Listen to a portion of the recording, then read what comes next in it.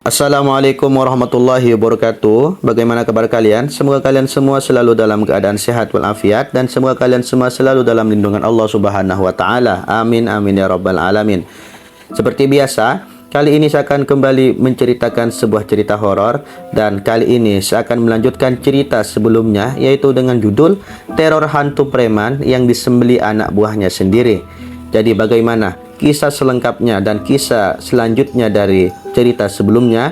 Tonton saja video ini sampai selesai. Dan yang baru bergabung, jangan lupa dukung dengan cara subscribe, like, di komen, dan di share agar kalian tidak ketinggalan video terbaru dari channel ini.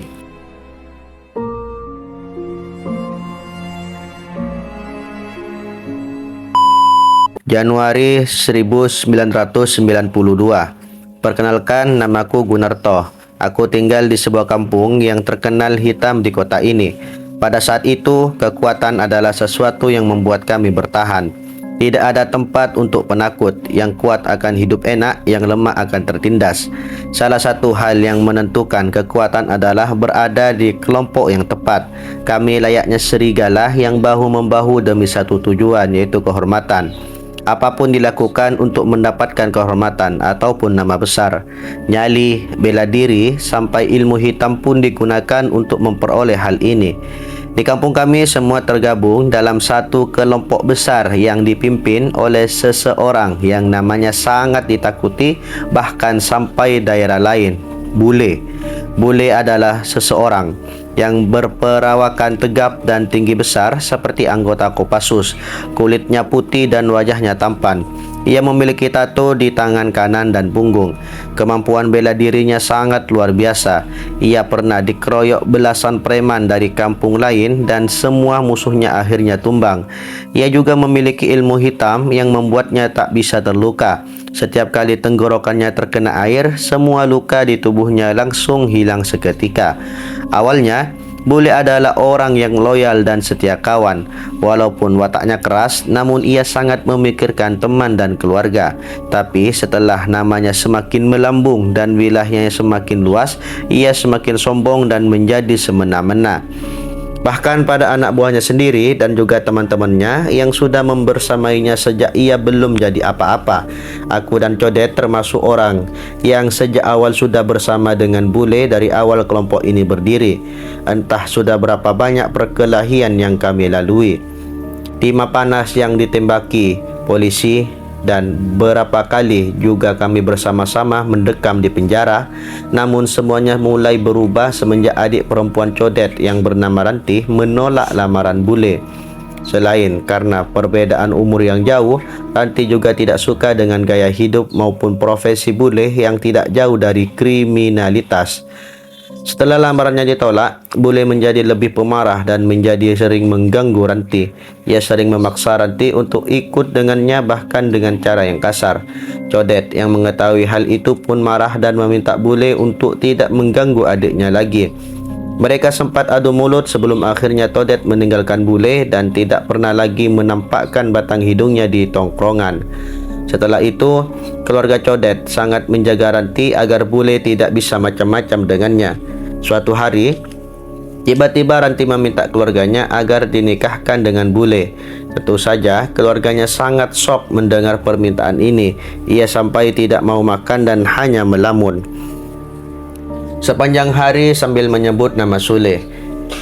Codet yang menyadari keanehan ini pun menuduh Bule mengirim guna-guna pada adiknya. Mereka berdua akhirnya terlihat perkelahian sampai Codet babak belur bahkan hampir mati. Setelah peristiwa ini, Codet dan keluarganya mengungsikan Ranti dan mengurungnya di rumah itu. Mereka juga memanggil beberapa orang pintar untuk mengobatinya, namun semuanya gagal. Seminggu berselang, Ranti malah menjadi linglung dan sering mengamuk. Ia sudah benar-benar tidak bisa diajak berkomunikasi dan hanya diam sepanjang hari. Kata salah satu orang pintar yang mengobatinya, pelet jenis itu memang hanya berusia 7 hari. Jika dalam waktu yang ditentukan si pengirim belum mendapatkan targetnya, maka salah satu bagian sukmanya akan dibawa oleh makhluk yang memasukkan pelet itu ke tubuh korban. Anehnya, hal ini juga bertampak besar pada Bule. Ia yang belakangan menjadi lebih pemarah semakin berubah menjadi bengis. Ia tak segan-segan menghajar anak buahnya sendiri hanya karena hal kecil. Para pedagang pasar pun tak luput dari amukannya bila terlambat membayar uang keamanan. Kawan-kawannya yang sudah mengenalnya sejak lama juga sering mendapatkan perlakuan kasar, cacian, tendangan, sampai disiram dengan minuman keras sudah sering kami terima. Aku adalah salah satu orang yang paling sering mendapatkan perlakuan kasar karena ia mendapatkan informasi bahwa aku ikut menyembunyikan Ranti dan Codet saat ia mencarinya ke segala penjuru. Sampai akhirnya suatu hari Kandar menemuiku dan berkata ingin menghabisi bule. Hal ini terjadi setelah ia ditempeleng dengan sangat keras di depan orang banyak karena gagal mendapatkan uang keamanan dari beberapa pedagang pasar. Kandar mengatakan padaku bahwa ia sudah berkomunikasi dengan beberapa orang untuk menghabisi bule dan ada 3 orang yang mau bergabung. Orang-orang itu adalah Joni, Rustam, dan Soleh. Kandar mengajakku dalam rencana ini dan memintaku untuk menemui Codet karena aku adalah satu-satunya orang yang tahu keberadaannya. Keesokan harinya, aku berangkat ke tempat persembunyian Codet dan menceritakan rencana ini. Ia pun langsung setuju, bahkan tidak sabar untuk segera melakukannya. Malam harinya kami berenam berkumpul untuk membuat rencana. Aku dan Codet yang sudah sejak lama mengetahui rahasia besar bule pun segera mengusulkan sebuah rencana. Kami berlima, Codet tidak bisa ikut karena berada di luar daerah, akan berkeliling kampung untuk memberitahukan ke seluruh warga desa untuk menyembunyikan air yang mereka miliki dan menutup pintu mereka rapat-rapat. Apapun yang terjadi, jangan sampai ada seorang pun yang memberi bule air.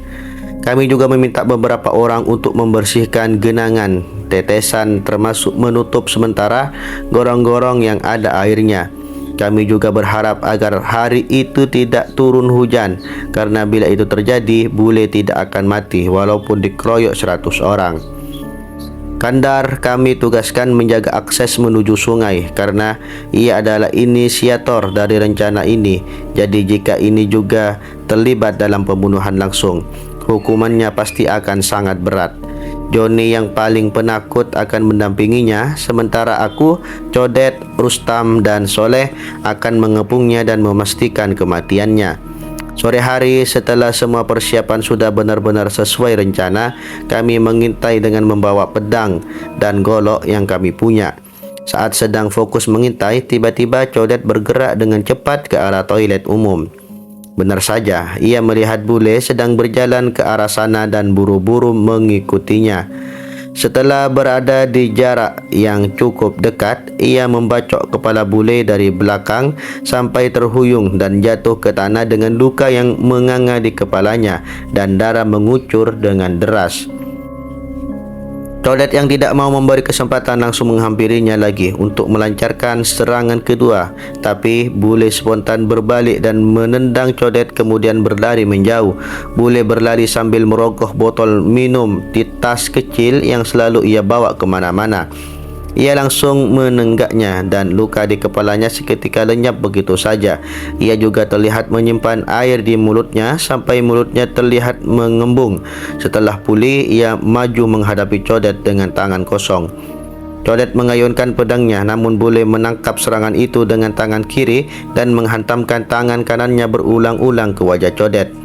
Aku, Rustam, dan Soleh yang sedari tadi sudah berlari ke arah mereka berdua langsung ikut menyerang bule.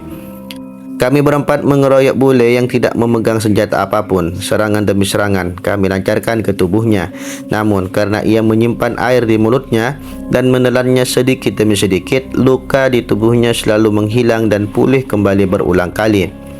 Sebaliknya, lama-lama kami terkena pukulan dan tendangan dari bule. Bahkan, golok yang dipegang Soleh akhirnya terlepas dan bule menggunakannya untuk melawan kami. Soleh yang tidak lagi memegang senjata akhirnya terkena sabetan goloknya sendiri di punggung dengan luka yang cukup dalam. Akhirnya tersisa aku, Codet, dan Rustam yang melawan bule habis-habisan. Setelah bertarung selama beberapa waktu, air yang disimpan di mulutnya mulai habis dan berusaha mengambil jarak lagi untuk kembali merogoh botol minum di tasnya. Tapi sebelum itu terjadi, aku berhasil membacok lengannya dan botol itu pun terjatuh. Rustam yang mengetahui hal itu langsung menendang botol itu sekuat tenaga untuk menjauhkannya dari bule di saat yang bersamaan. Codet kembali menebaskan pedangnya ke punggung bule sampai ia mengerang dan langsung berlari menjauh dari kami. Sesuai dugaan, ia berlari ke arah sungai, tapi kami tahu Johnny dan Kandar akan menyergapnya di sana. Sialnya, bule yang melihat Kandar dan Johnny yang sudah menunggu di sana dengan membawa senjata tajam langsung membelokkan arahnya menerobos kebun pisang dan menghilang di ganggang. Kami mengejarnya sementara bule menggedor satu persatu rumah warga sambil berteriak minta air. Dia juga mengobrak-abrik sampah, membuka drum-drum, bahkan memecah beberapa pipa paralon untuk mencari air. Namun karena kami sudah benar-benar mempersiapkan kampung ini kering, ia pun tak menemukan air dimanapun ia mencari. Ia terus berlari mengitari kampung sambil menggedor-gedor rumah warga. Sampai akhirnya kami bertiga bisa mengepungnya lagi di lapangan penjemuran pabrik kain. Codet yang memendam dendam mendalam langsung mengayunkan pedangnya ke arah kepala. Namun bule masih bisa menahannya dengan kedua tangannya. Melihat itu, aku segera membenamkan pedangku di pundak kanan yang mengarah ke leher. Sementara Rustam memancapkan parangnya tepat di kepala. Menerima semua serangan itu, akhirnya bule pun tumbang. Tapi Codet masih menghampirinya dan menggorok lehernya sampai putus. Setelah memastikan bule sudah benar-benar tak bernyawa, kami segera meninggalkan tempat itu. Baru beberapa gang kami lewati, tiba-tiba ada salah satu warga yang berlari mengejar kami sambil setengah berteriak, "Bule masih hidup! Bule masih hidup!"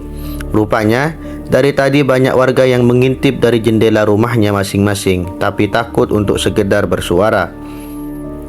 Mendengar informasi itu, kami segera berlari kembali ke lapangan tempat kami meninggalkan tubuh bule yang kami kira sudah mati.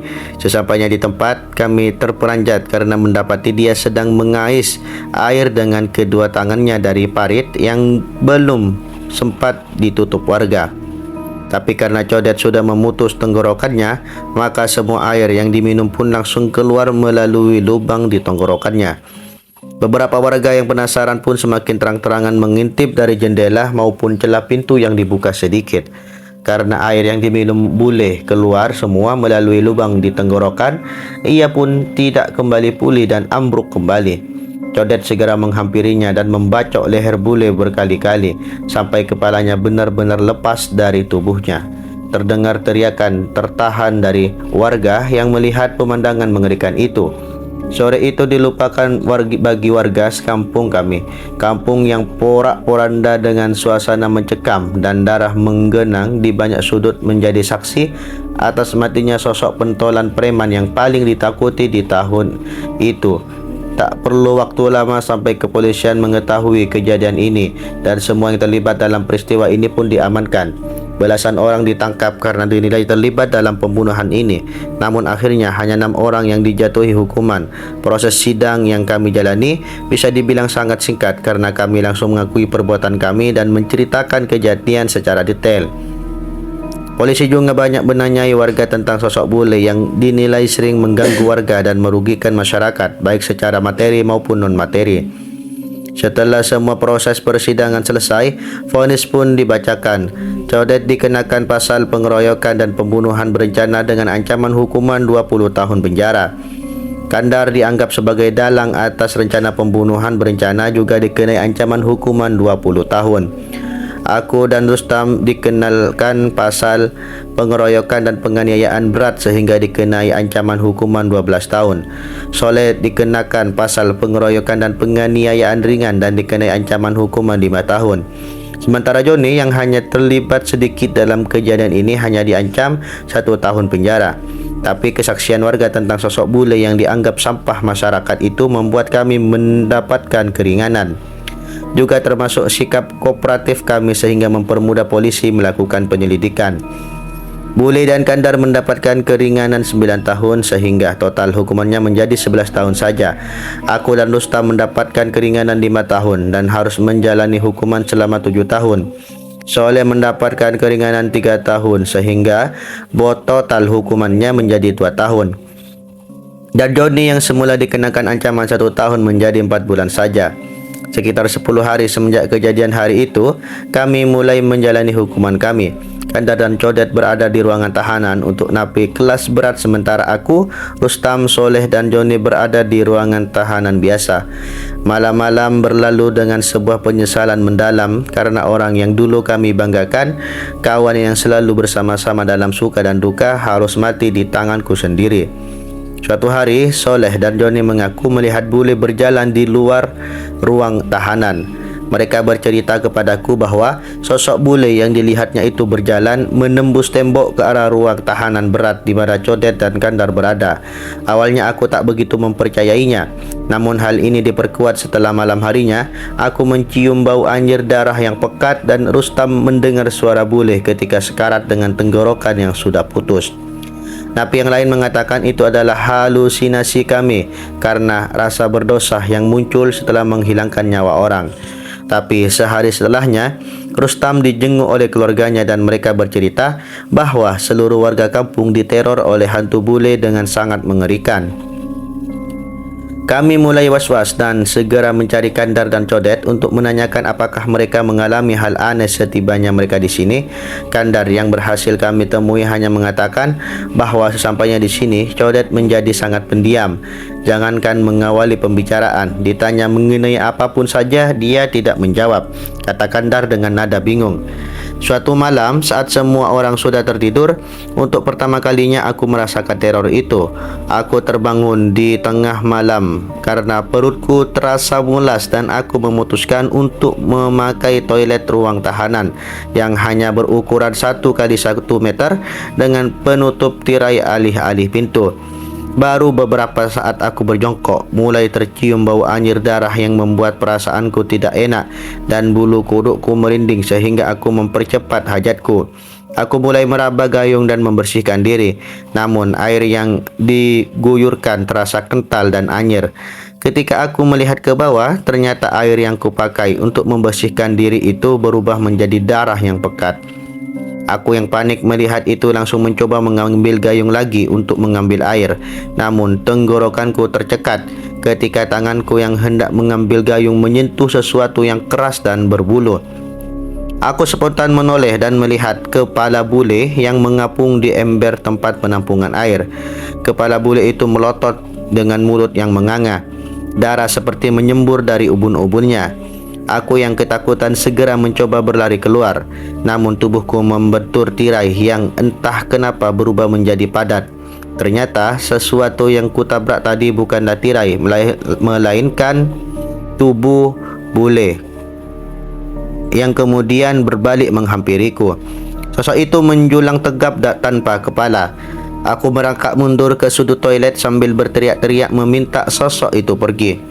Tapi yang terjadi justru semakin merontakkan jantungku. Kepala bule yang mengapung di ember tadi perlahan melayang ke segala arah sampai menabrak-nabrak segala sisi toilet ini. Aku hanya bisa meringkuk dan menutup kepalaku dengan kedua tangan sambil menendang-nendang ke segala sisi untuk mengusir sosok itu. Sampai akhirnya tidak lagi ku dengar suara apapun dan bau anjir darah juga tak lagi ku cium.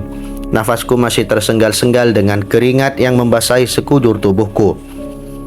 Setelah sosok bule sudah tak ada lagi, perlahan aku membuka mataku dan menoleh ke kanan ke tempat ember berisi air itu berada.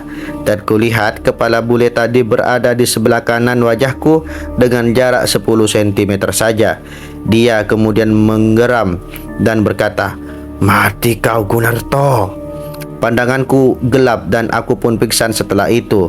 Keesokan paginya aku dibangunkan oleh sesama napi yang masih satu ruangan denganku.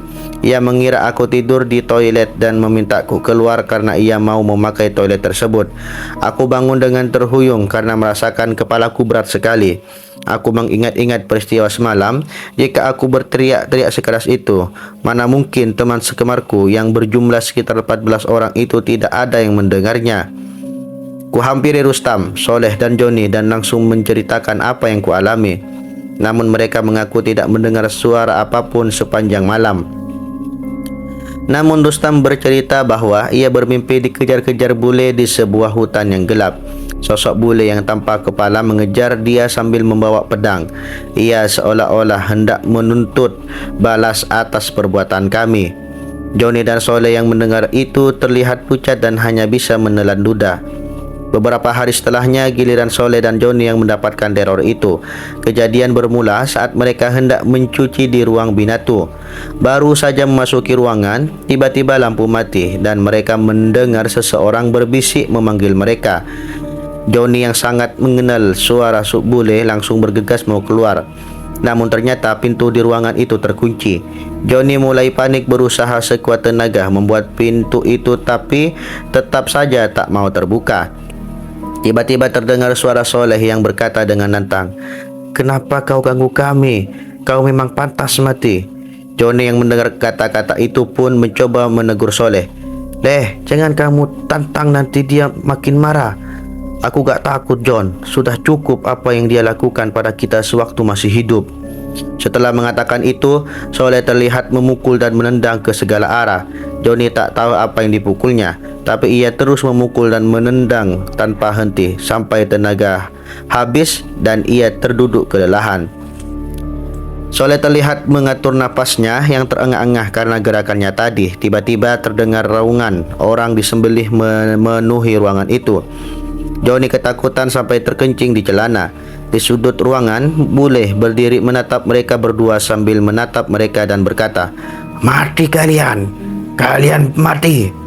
Setelahnya, kepalanya jatuh dan menggelindang ke arah mereka. Beruntung saat itu, pintu bisa dibuka kembali dan mereka langsung berlari sekencang-kencangnya kembali ke ruang tahanan. Hari demi hari kami lalui dengan teror yang dilakukan sosok bule. Hampir setiap hari kami mendengar bisikan, melihat penampakan atau sekedar mencium bau darah. Hanya Codet yang tidak pernah bercerita mengenai sosok itu. Kata Kandar, ia sama sekali tidak pernah menunjukkan reaksi ketakutan seperti kami berlima. Ia hanya diam sepanjang hari. Tak pernah lagi Kandar melihatnya berbicara, tersenyum atau berkomunikasi pada siapapun. Hingga suatu hari terjadi peristiwa menggemparkan di tempat makan. Saat itu Joni sudah bebas sehingga tinggal kami berlima yang masih berada di penjara ini. Sore hari kami dan semua tahanan lain berada di tempat makan. Kandar dan Codet juga ada di sana. Saat sedang mengantri makanan, tiba-tiba Codet menusukkan pisau yang entah dia dapat dari mana ke punggung Kandar yang berada di depannya. Sontak Kandar berteriak kesakitan, lalu berlari menjauh. Codet mengejarnya dan mengangkat pisaunya lagi untuk dihujamkan ke tubuh Kandar. Tapi orang-orang memeganginya dan mencegahnya untuk melukai Kandar. Entah kekuatan dari mana, tapi tenaga Codet menjadi besar sekali. Ia meronta-ronta dan banyak dari kami yang memeganginya sampai terpental. Matanya tajam menatap lurus ke arah Kandar sambil berteriak, "Kubunuh kau, Kandar. Kau bakal jadi yang pertama untuk mati." Mendengar itu, aku, Rustam dan Soleh seketika berpandang-pandangan karena kami tahu betul bahwa itu bukanlah suara Codet, melainkan bule. Aku langsung memerintahkan orang-orang untuk memegang Codet dengan lebih kuat. Tapi entah apa yang terjadi, tiba-tiba semua orang yang memegang Codet terpental. Tubuh Codet seperti mengeluarkan energi besar yang meledak dan mementalkan orang-orang di sekitarnya. Setelah itu ia hanya berdiri diam, kemudian tubuhnya seperti mengejang. Lehernya mendadak tergores, sayatan melintas dari kiri ke kanan dan darah mengucur dari luka yang menganga itu. Tubuh Codet seketika ambruk ke tanah. Beberapa orang langsung menghampiri untuk memeriksa, sementara yang lain masih terpaku seolah tak percaya dengan kejadian itu. Kemudian terdengar suara kebisingan dari orang-orang yang memeriksa tubuh Codet. Rupanya mereka sama sekali tidak menemukan darah ataupun luka seperti yang kami lihat tadi. Codet yang dikira mati, setelah lehernya tiba-tiba tersayat ternyata hanya pingsan.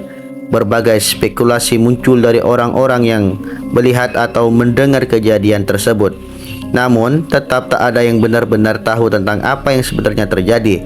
Setelah itu, Codet dipindahkan ke ruangan lain dengan pengawasan yang lebih ketat. Sementara Kandar mendapatkan perawatan atas lukanya. Kandar memang pernah bercerita padaku bahwa ia sering melihat tubuh Codet mengejang, kemudian mengeluarkan darah dari lehernya. Kejadian itu ia alami di malam hari saat mereka sudah tidur. Ia sering mendengar Codet meraung seperti sedang disembelih. Tapi ia mengira pikirannya seperti dipermainkan sebagai salah satu bentuk teror yang dilakukan oleh hantu bule dan tidak pernah mengira bahwa apa yang sering dilihatnya akan menjadi teror yang senyata ini.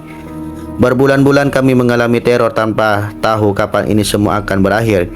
Sampai akhirnya, sekitar 8 bulan kami berada di penjara, Kandar ditemukan meninggal di ruang tahanan. Dokter yang memeriksa menyimpulkan bahwa ia terkena serangan jantung. Kami syok mendengar kabar itu dan seketika teringat saat Codet berbicara dengan suara bule dan berkata bahwa Kandar akan menjadi orang pertama yang mati. Pikiran kami kalut dan ketakutan karena bila itu benar, berarti sosok bule masih mengincar kami semua. Kami tak mendengar kabar dari Joni karena setelah bebas dari sini, ia langsung pergi merantau ke Kalimantan. Kami hanya bisa berharap ia baik-baik saja dan sosok bule tidak mengikutinya sampai ke sana. Seminggu setelah kejadian di tempat makan itu, kami juga mendengar dari sipir bahwa Codet sering berteriak-teriak di malam hari. Ia menjerit ketakutan dan memohon untuk diselamatkan. Kami tak pernah tahu apa yang dialaminya karena setelah peristiwa itu, kami tak pernah bertemu dengannya lagi sampai detik ini.